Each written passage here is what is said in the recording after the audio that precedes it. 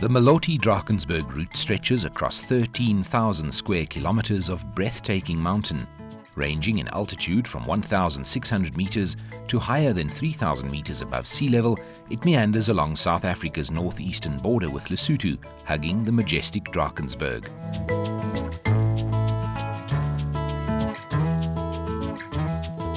The formidable cliffs, rocky gorges and rugged mountainsides extend across KwaZulu-Natal, the Eastern Cape and the Eastern Free State.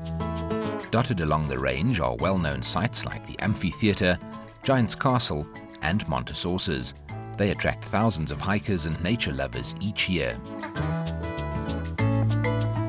Wars and migrations over thousands of years led to the area being occupied by many different groups of people. 26 cultural groups live in the region today, many of whom still practice a traditional way of life. There are more than 22,000 forms of sand rock art in the area. Some of them are more than 25,000 years old. The mountains themselves are prehistory, dated back to the formation of the continent. Embedded inside them is a rich fossil record, including dinosaur footprints estimated to be more than 200 million years old.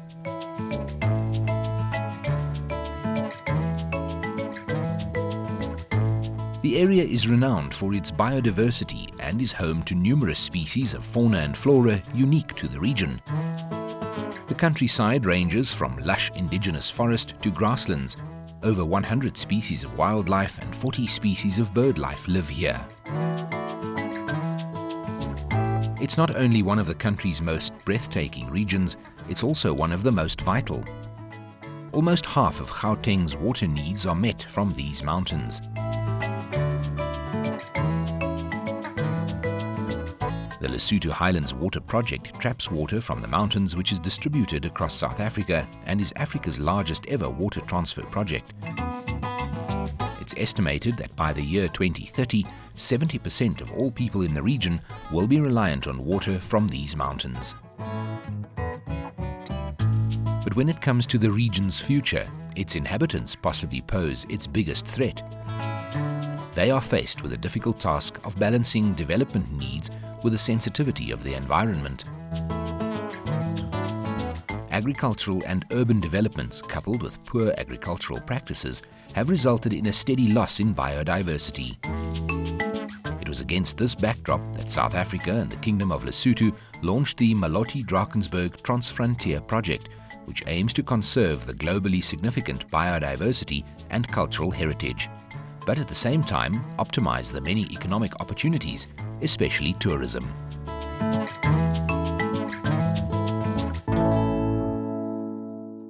As a tourism destination, the Maloti and Drakensberg mountains are undoubtedly unsurpassed, but there's also a dire need to develop sustainability in the region. Joining me in studio is Amerintia Human. She's the chairlady of the Maloti Drakensberg Route Executive Committee, and Leonore Beukes, Chief Director for the Southern Regions at the National Department of Tourism. Ladies, thank you so much for joining us. Now, Amerintia, let's start with what is the strategic significance of the Maloti Drakensberg route?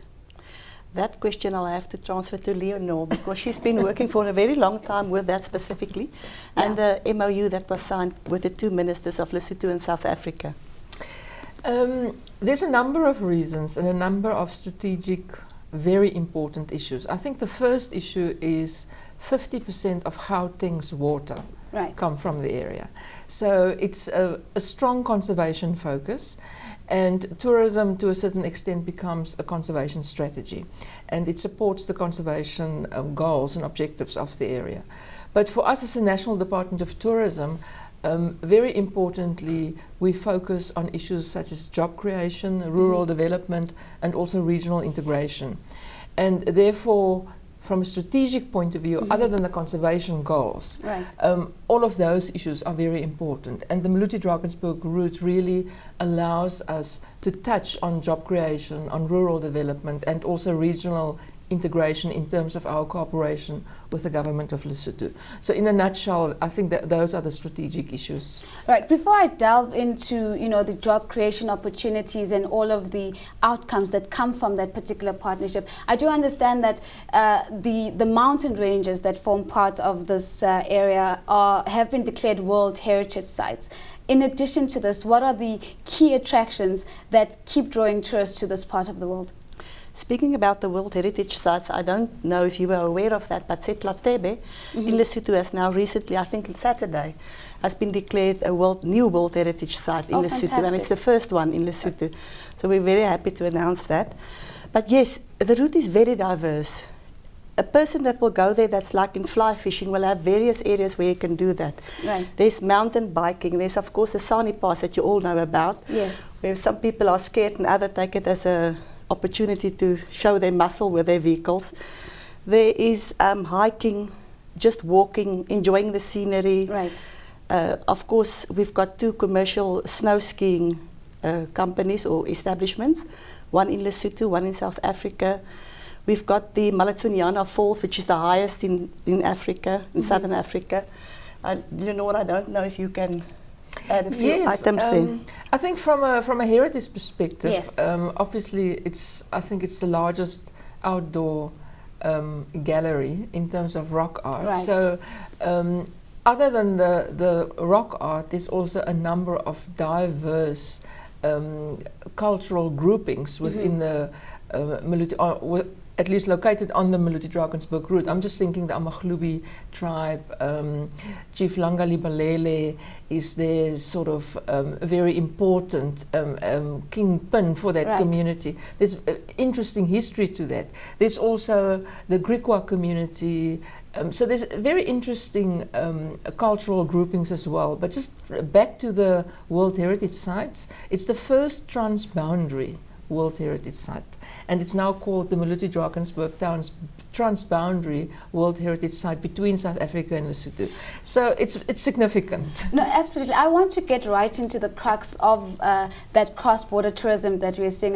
What was the reason or the impetus that encouraged both the governments of Lesotho and the government of South Africa to come together and collaborate around this project and decide that we're going to position this as a collaborative project that for both countries to benefit from? Nasipo, it's again back to the conservation issues and back to the water issues. Obviously, we're all aware of the Katsi Dam and the Mohali Dam and the transfer of water back into South Africa. And based on the conservation of the biodiversity, we're trying to really move away from the traditional land practices and the agricultural importance. Right. And that's where tourism comes in. So the collaboration between the governments of Lesotho and South Africa has come ever since the 1990s. And the 2 governments then signed an agreement, the World Bank came in, and through the Global Environmental Fund, this whole project was established. And there was a 20-year strategy developed for the conservation of the biodiversity and the heritage and culture, and the Maloti Drakensberg route was then a key implementation component of that strategy. So that is, the 2 governments work very closely together on both conservation and on development issues. Go ahead. If I can add here, the Maloti route actually existed before the Maloti Drakensberg route existed. Right. So it was basically only a private sector initiative whereby Lesotho, the Eastern Cape and the Eastern Free State was involved. And when the government came on board and said, listen, let's collaborate on this and have a joint venture, they said, let's add the Drakensberg region. And so now we've got 3 clusters in... so it was an expansion of the scope of the area, yes. Yes. It was Lesotho now in the middle. As you know, it will be the Drakensberg on the top right-hand side, the northern side, then the Eastern Cape at the bottom, and Eastern Free State. Of course, it seems as if, we've got a number of players coming together to make this particular area a key area of tourism. What role does the Maloti Drakensberg executive play in terms of pulling together the various stakeholders and ensuring that each in their individual contributions also gets out their key objectives? I think one thing that came to mind and that everybody understands is this is a joint venture, and we're all in it for the same reason. to grow the area, and of course for job opportunities, because if I can come back to the private sector side, previously the private sector invested in tourism facilities in the area, but they need the government, because the government has got a specific input in the area for roads, etc., all that infrastructure. Right. Let's jump right into the employment opportunities for the communities. Of course, Amerintia, the community is one of the key stakeholders in this particular project, and I'd like to hear from both of you. What has been the benefit from the community, from the tourism that has sprung up from that particular area, and the infrastructure development that we've also seen as a result of tourism in the area? How have communities benefited? I think there's a number of good examples. Yeah. I would like to zoom into the Baklokwa community in Putarichaba in the Eastern Free State. They used to run a Vetsisuk lodge, and obviously capacity issues, etc., made the lodge to nearly close down. As government, we have supported that lodge with a new development to the tune of 20 million rand. That lodge now employs 35 people. Same at the Metsimatsu Dam down in the valley. Again, there was infrastructure contribution by the National Department of Tourism through our expanded public works program. So that is just an example of how we support communities. Also down in the Eastern Cape, the Mechluding Trust. It's a horse and hiking trail where we put in money to support with the development of the trails, etc. So the community beneficiation for us as government is very important.